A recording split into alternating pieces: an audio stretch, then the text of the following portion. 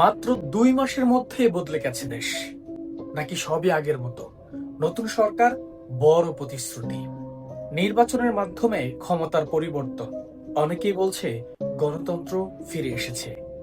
কিন্তু একটা প্রশ্ন, শুধু নির্বাচন হলেই কি দেশ পরিবর্তন হয়ে যায়, নাকি ভিন্ন কিছু?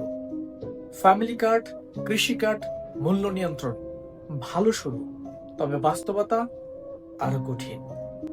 বিদ্যুৎ সংকট, অর্থনৈতিক চাপ, তাছাড়া জ্বালানি সংকট সারা বিশ্বেই মহামারী আকার ধারণ করেছে। সোজা কথা, মানুষ স্বস্তিতে নেই। তাহলে বিএনপি কি সফল? না, বিএনপি আসলে পুরোপুরি সফলও নয়, পুরোপুরি ব্যর্থও নয়। এটা মাত্র শুরু, রেজাল্ট অনেক দূরে।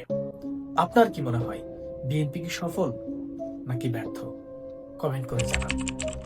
এই চ্যানেলে আপনি প্রথম হয়ে থাকলে অবশ্যই সাবস্ক্রাইব করুন।